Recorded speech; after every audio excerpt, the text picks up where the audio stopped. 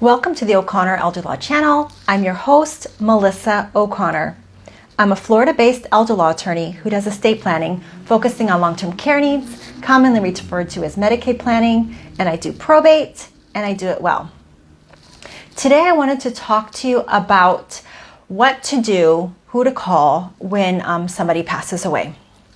So when somebody passes away, the people that you need to inform first are the personal representative or trustee of their estate. That person will want to contact counsel, whether it's trust counsel or probate counsel, to help them serve in their capacity as the personal representative or successor trustee of the estate. You'll also want to let life insurance policies know that the person passed away, so you can start the process of obtaining those benefits. You would want to reach out to any sort of prepaid funeral plans that might exist, so that way you don't double dip and pay for a funeral that's already been paid for by your loved one that passed away. You'll also want to reach out to clergy if it's appropriate, or a rabbi, depending on your family's faith base and the faith of the person who passed away.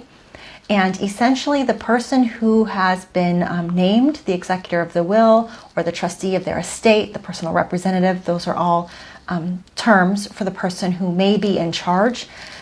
They will want to, with the assistance of counsel, protect the assets of the deceased person. Essentially, if there is a home that might have belongings in it, make sure that things don't just start walking away until there's been a time for some sort of inventory, a determination of what the legacy plan that's in place reads. And if there is no will and there is no trust, then it would be who is the person under the terms of the intestacy law that would be most appropriate and have priority to serve in those capacity. Those persons would want to petition to be named and put in charge. You really don't want to start distributing belongings and assets until you have a firm understanding as to who gets what. You want to make sure that there's a point person for all burial and funeral arrangements or cremation services, and determine how that's going to be paid for, whether those costs that are being advanced by someone and that person expects to be reimbursed.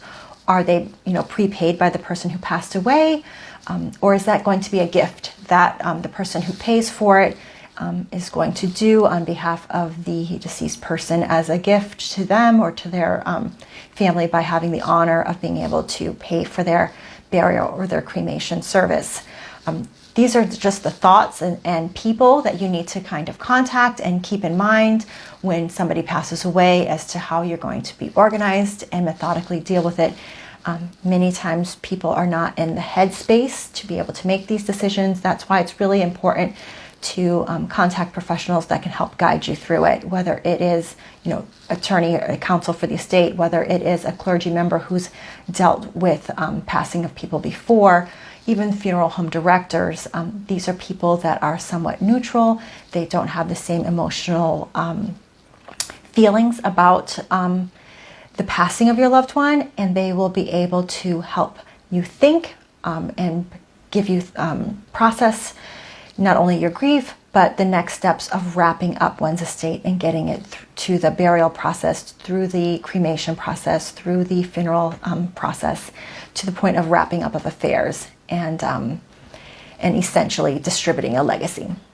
I hope that this has been helpful to you. If it has, I ask that you like and share with others. And as always, you can schedule a free strategy session with me at eldermeeting.com. Thanks for joining me.